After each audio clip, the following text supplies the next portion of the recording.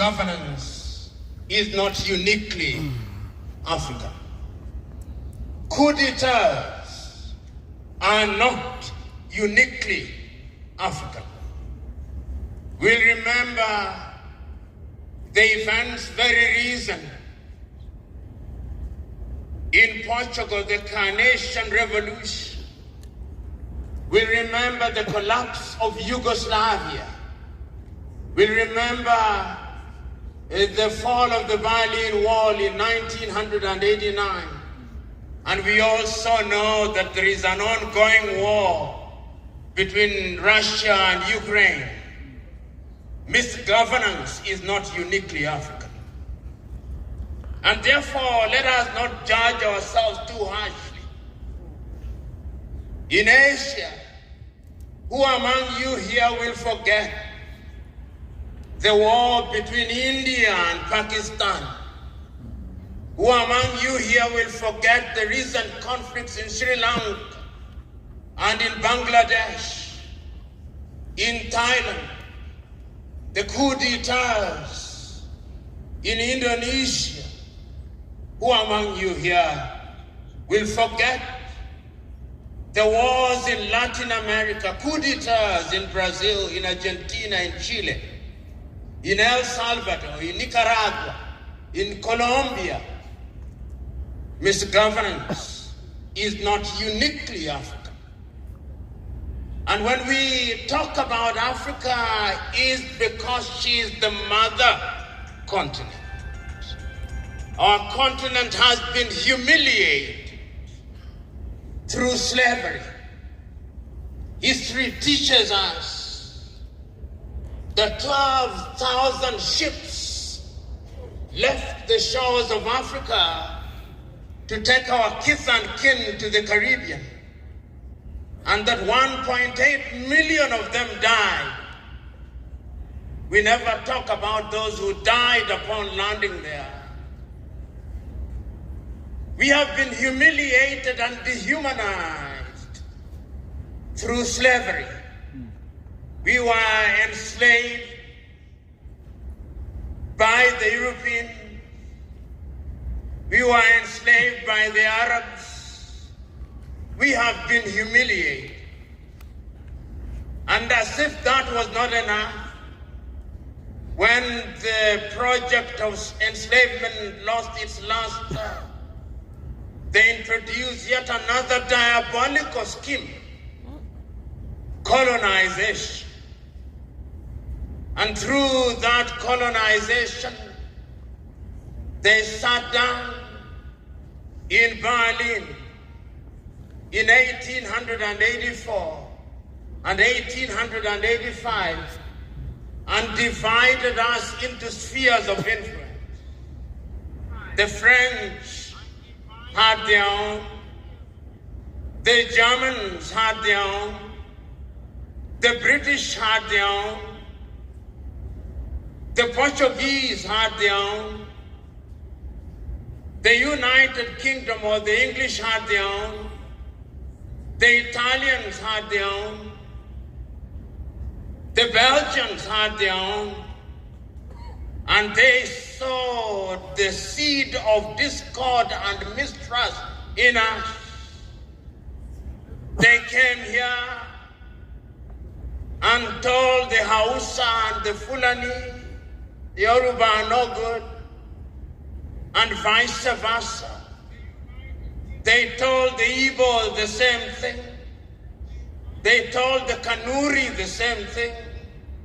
They told the Kalabari the same thing.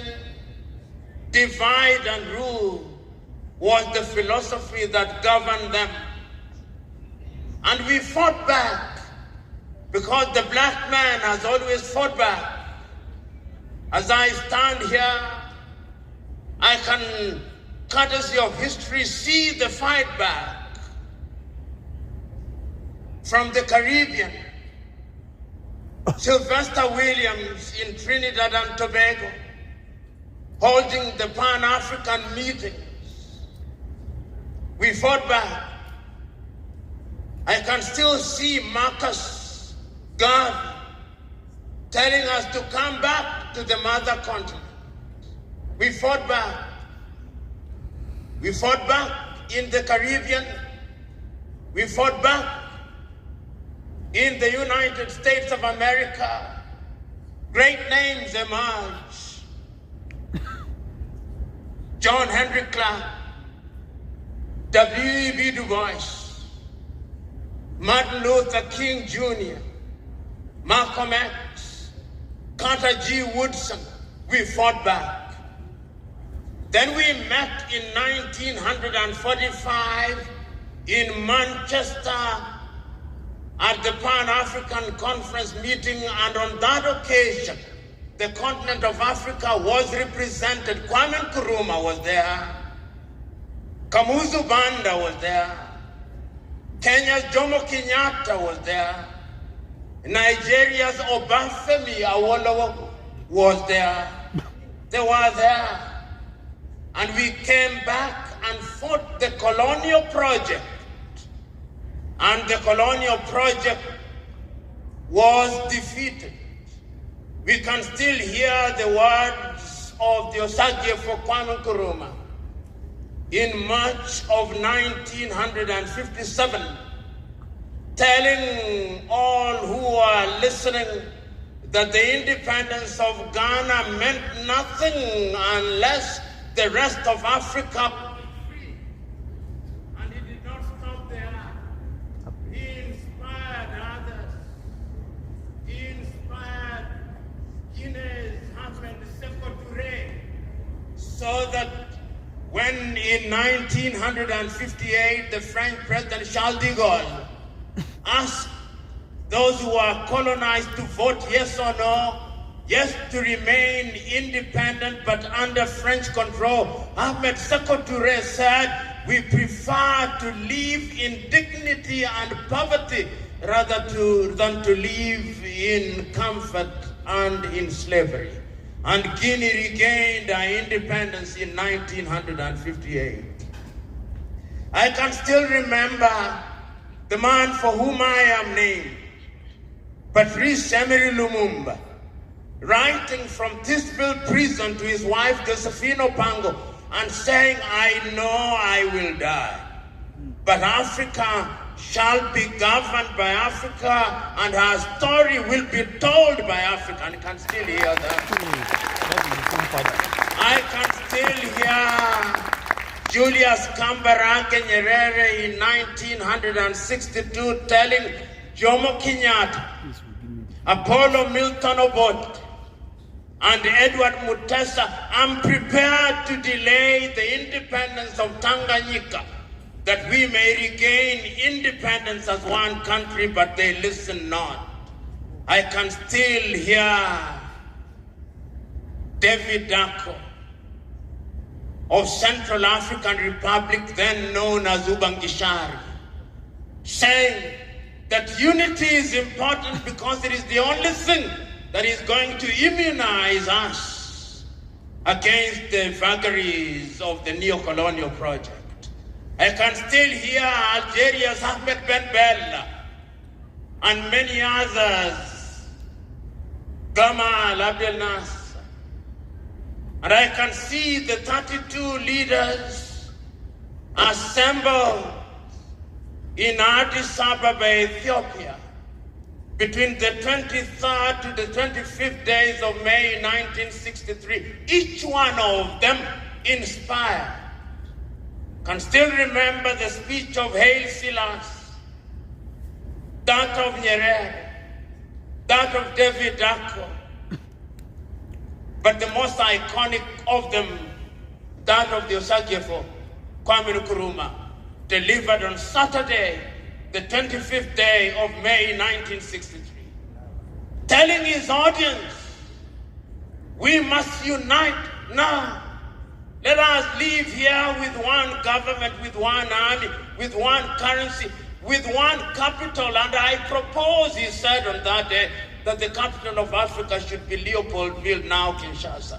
But others can choose another. I can hear him. But we listened to him not. And we ended up with the Organization of African Unity, a week jamboree where African leaders attend and deliver speeches which are only mouth deep and heart absent. So that today, as we are gathered here, look at our continent. As we talk about new governance, what is it that we must do? Because we are here not to lament, we are here to prescribe solutions. John Henry Clark said that when African countries regained their independence, each one of them adopted a system of governance that was inherited from the colonizer. And I tell you, none of them will succeed on the basis of those systems. And if you doubted John Henry Clark, look at our mother continent. Look at her. Since we gained the thing that we call independence, look at what they did to Sylvanus Olympia in 1963. Togo has never been the same again. Look at what they did to Lumumba in 1961. The Democratic Republic of Congo has never been the same again. Look at what they did to Ahmed Ben Bella in Algeria. It has never been the same again. Look at what they did to Ahmed Sékou Touré in Guinea. Guinea has never been the same again. Look at what they did to Amilcar Cabral in Guinea-Bissau and Cabo Verde. It has never been the same again.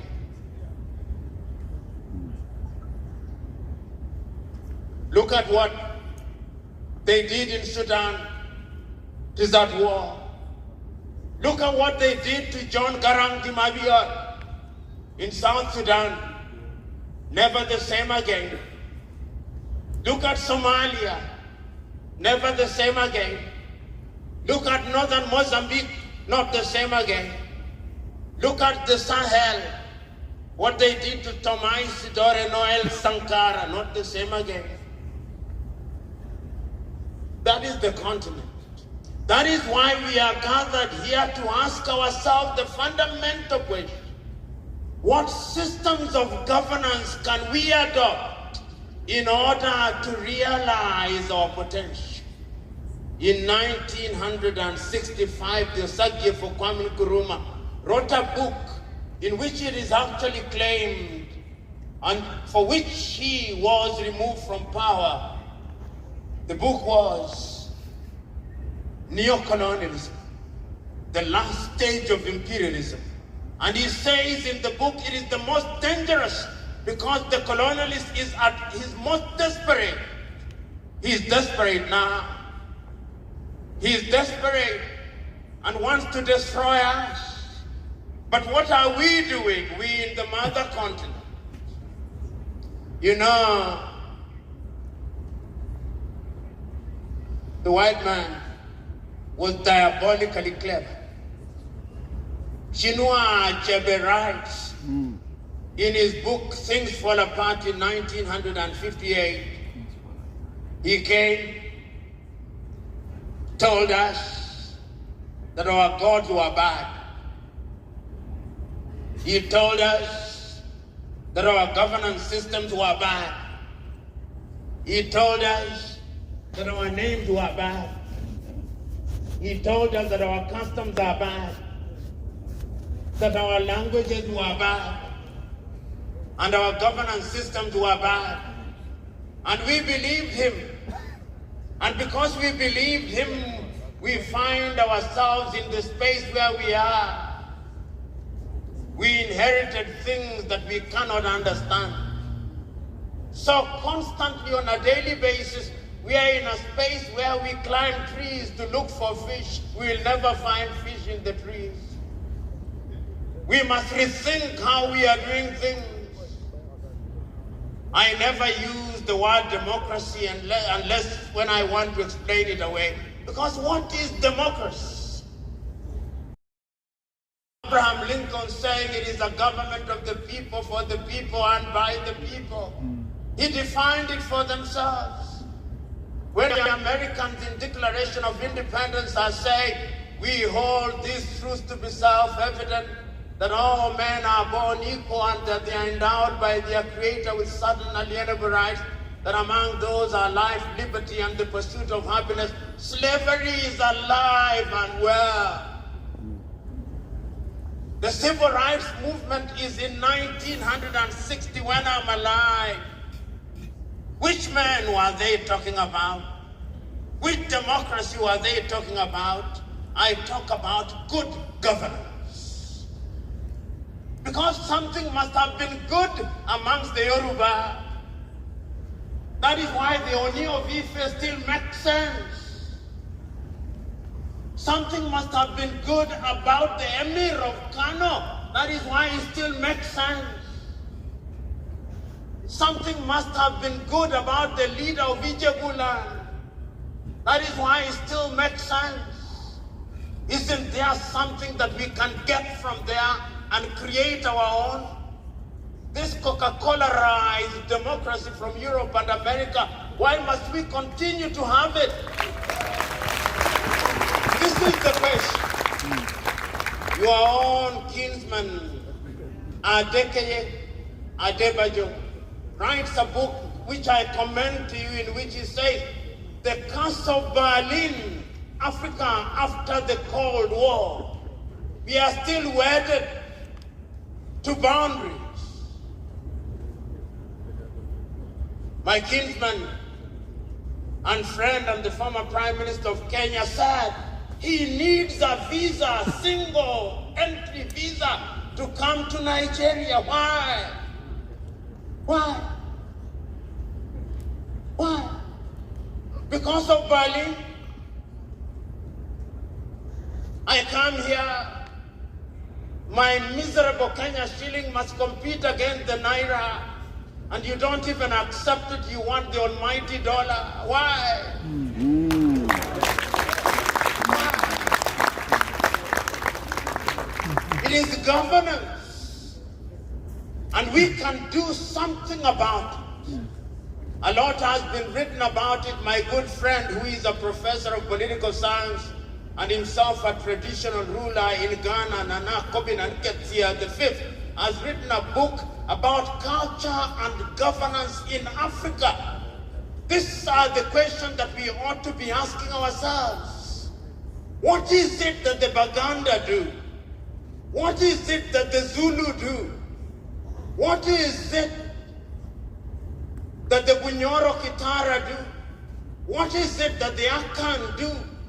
What is it that the Mosi do? What is it that the Malinke do? What is it that the Zulu do? What is it that the Swati do? What is it that the Herero do?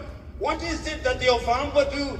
What is it that the Ovimbunu do? What is it that the Shona do? What is it that the Ndebele do? What is it that the Luo do? What is it that the Koyo do that cannot be fused into something, and we distill something that is uniquely African, rich in diversity? What is it that the Japanese are doing? What is it that the Koreans are doing? What is it that the Thais are doing? What is it that the Vietnamese are doing? What is it that the Arabs are doing that we cannot do? Are we children of a lesser God? No. And you know, the white man fed us through education. Samora Moises Machel at one time said that one day he listened to some Africans arguing, and they were saying, we are better off because we were colonized by the British. And another said we were better off because we were colonized by the French. And saying you are bad because you are colonized by the Portuguese, the poorest country in Europe.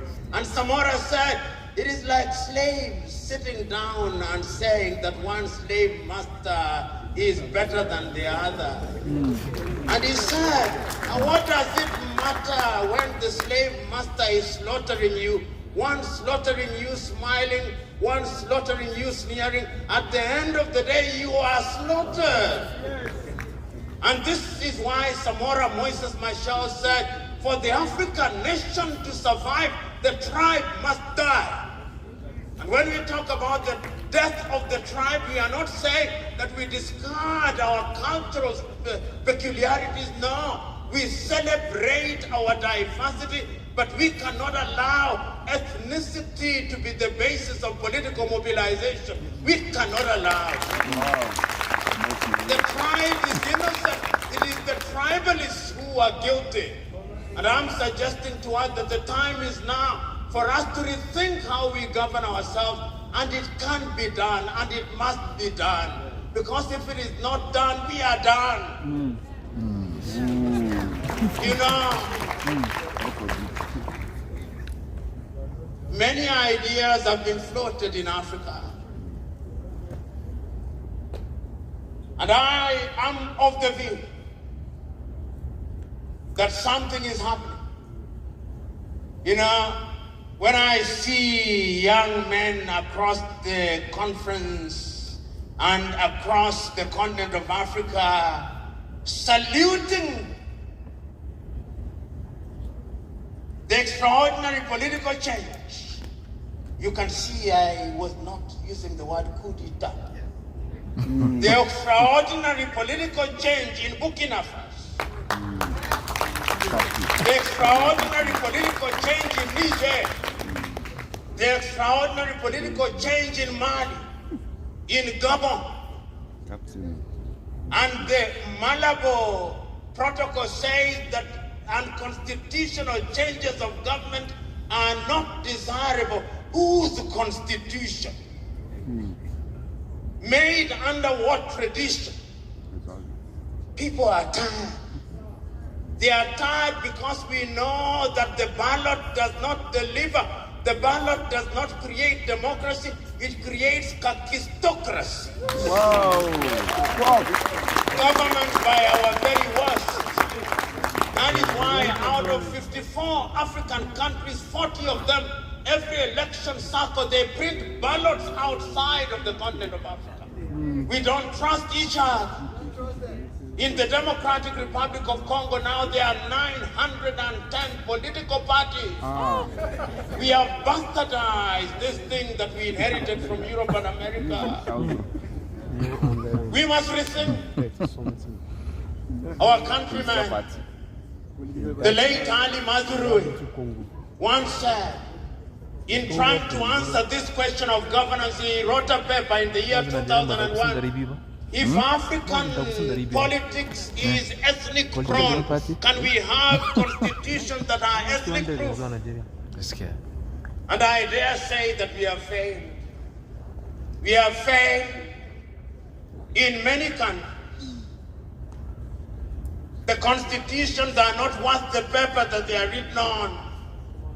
We honor them in breach. The question is, what then must we do?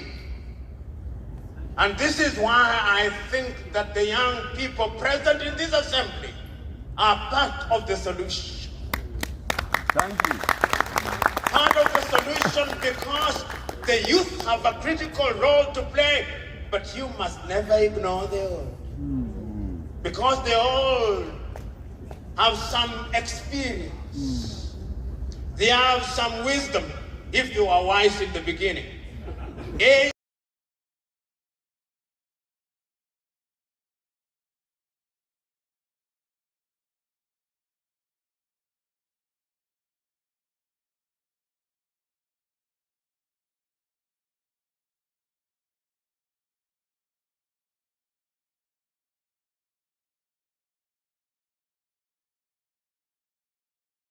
System, when you acquire a certain age, you go to a certain level. In other words, the society takes advantage of the entire population. They take advantage of the youthful zest of the young ones. They take advantage of the measured experience of the old ones. And lo and behold, the society is complete. It can be done, and it must be done. You know now, when I talk to professors at the universities across Africa, and they tell me that they are professors of political science, I ask them, what are you teaching in political science? Are you still teaching John Stuart Mill? Are you still teaching Sophocles and Aristophanes and Socrates and Plato? Are you still teaching Julius Caesar and Aurelius? Or you are teaching contemporary African politics? Are you teaching the Osage Fokwame Group? Are you teaching the philosophy, whether you like him or not, of Nnamdi Azikiwe? Are you teaching the ideas of Mashuda Abiola? Are you teaching Julius Kambarage Nyerere and Ujamaa? Are you teaching Kaunda and humanism? Are you teaching Andy Mbahaman Yatoivo in Namibia? Are you teaching Robert Subukwe? Are you teaching Winnie Madikizela Mandela? Wow. Are you teaching? Who are you teaching? Because we must begin to teach the ideas of our people and interrogate them, because nobody is perfect. All of us have sinned and fallen short of the expectation of the continent of Africa, but the time is now. And I hope and pray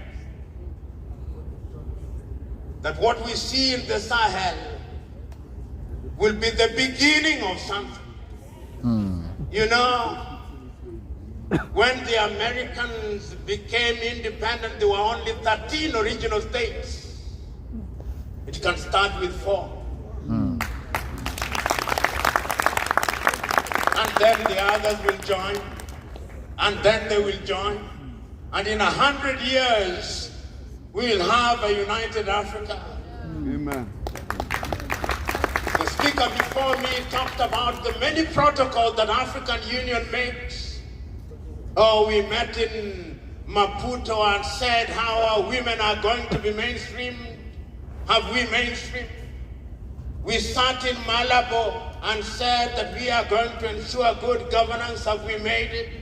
We sat in Yamoussoukro in 1988 and said we were going to free the airspace.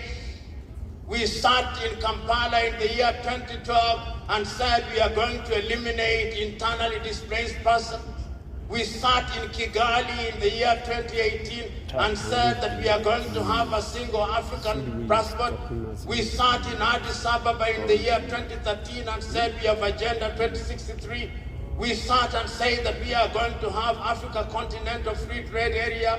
We sat here in Abuja in the year 2001 and said that we are going to have 15% of our budget in the medical field. Have we done all those? Africa is a forest of protocols and a sea of conventions which nobody ever swims in, and the forests, the trees are never cut. I'm suggesting to us that the time is now. The time is now for us to ensure that we change. Because I must not belabor the issue. I must not belabor the issue because we need action. The beauty of the moment is that something is happening. Something is beginning to happen. People are moving. And people are saying that it must be done. I have people in this assembly with whom we have moved across the continent. Lina Sokorie is now establishing a university here in Abuja to talk about governance in Africa.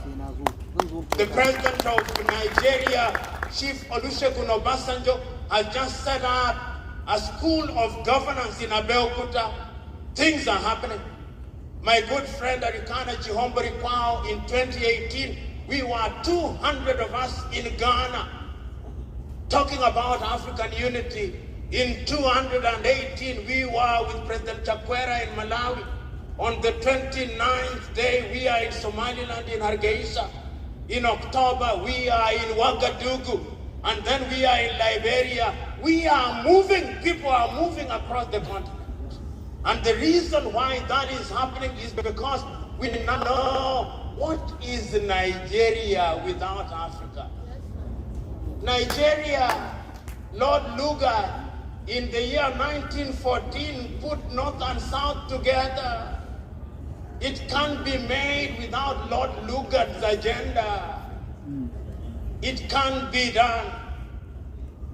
I want Nigeria to be the leader. 1 out of every 5 black people in the world are Nigerians. If you go to any place and you don't find a Nigeria, run away. Wow. Oh, that place is not worth habiting.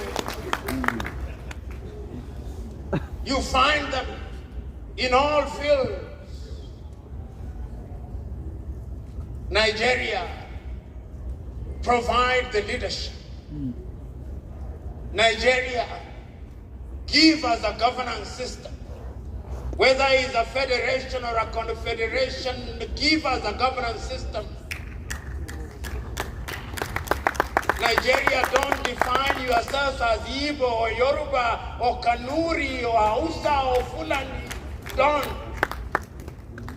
When you give us, when Nigeria does that, Benin will follow, Togo will follow, Chad will follow, Burkina Faso will follow, all countries will follow, and once we have captured the West, the Spirit will move to the center. The Spirit will move to the east. The Spirit will move to the south. The Spirit will move to the north, and those in the north who question the Africanness, the ghost of questioning will be exercised, and they will agree with Gamal Abdel Nasser and Habib Bourguiba and Ahmed Ben Bella that they are Africans and that they cannot run away from us. Can't be done. If I spoke beyond this, I would be flagging a dead horse. I am now concluding as I must by telling us that this assembly must not just be another jamboree which reconvenes next year in Nairobi. No. It must be the beginning of something.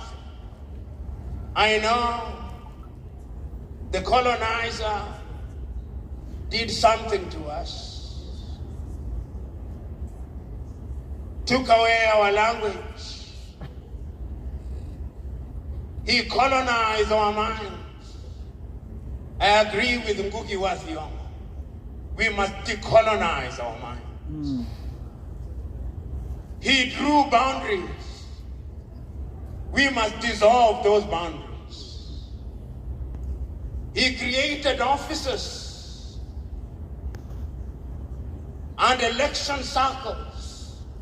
In many African countries, our preoccupation is political office and elections.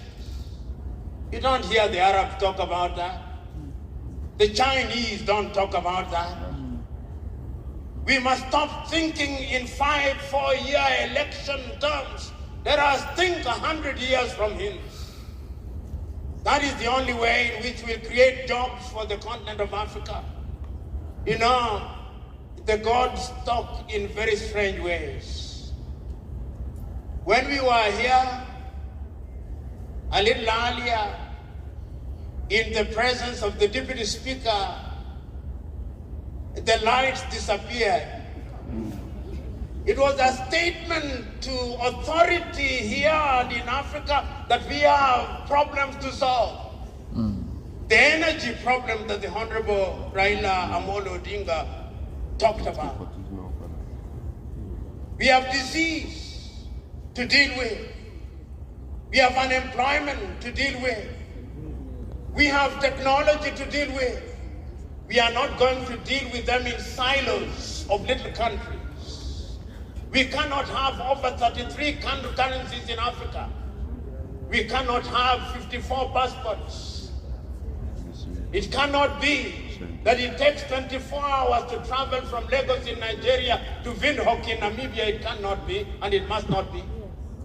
So today, I am concluding by saying, African unity must be there. But it is not the unity of the graveyard where people agree in silence.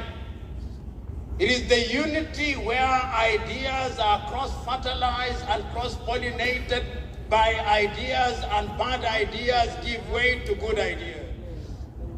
It will be united when people begin not to have too much faith in the offices that they hold, but they have faith in serving the people. I do not know how many of you here have heard of this great African with whom I want to end my speech, James Emmons Kwejiragri. James Emmons Kwejiragri was a Ghanaian. He was the teacher of the Osage for Kwame Nkrumah. But before I come to him, permit me to mention yet another African who is important. This African is a South African called Pixley Kaisa Kasteme, often referred to as the founder of the African National Congress. In April the year 1906, in the University of Columbia in the United States of America, he delivered an iconic speech called The Regeneration of Africa. Africa must regenerate. He was only 27 years of age, the age of those who are here. You are the ones who are going to change Africa. Don't shy away. Seize the opportunity. In the dinner table of change, there are no invitation letters written, répondez s'il vous plaît. You break the door and find yourselves in the room and take charge. This is the time. James Emmons Kwejiragri said that when the white man came, he did this. And he said, comparing it to a poultry farmer, he said that in his village, there was a poultry farmer. That poultry farmer, as all poultry farmers do, kept chicken. One day, the young one of an eagle also strayed. And the eagle and the chicken were fed by the farmer for several years. But another day, a naturalist came and saw the eagle and said, but this is not chicken. And the chicken farmer said, yes, it used to be an eagle, but we have fed it on chicken feed for so long, it lost its chickenhood, it lost its eaglehood, is now chicken. But the naturalist said, no, once you are an eagle, no matter how long you've been fed on chicken feed, you'll always be an eagle. He came one day and held the eagle in the palm of his hand and urged it to leave. It refused to leave. And the chicken farmer said, I told you, it was once an eagle. We have fed it on chicken feed for too long, but it is now chicken. We have been fed on the chicken feed of IMF, chicken feed of the World Bank, chicken feed of USAID, chicken feed of GIZ, chicken feed of USA, chicken feed of CEDA Sweden, chicken feed of CEDA Canada. But the following day he came when the sun was rising and he placed on his palm and the eagle flew away and he said, I told you, no matter how long you feed an eagle on chicken feed, when the time comes, it will assume its eaglehood and it will fly. You are the eagle, and I'm urging you to fly. God bless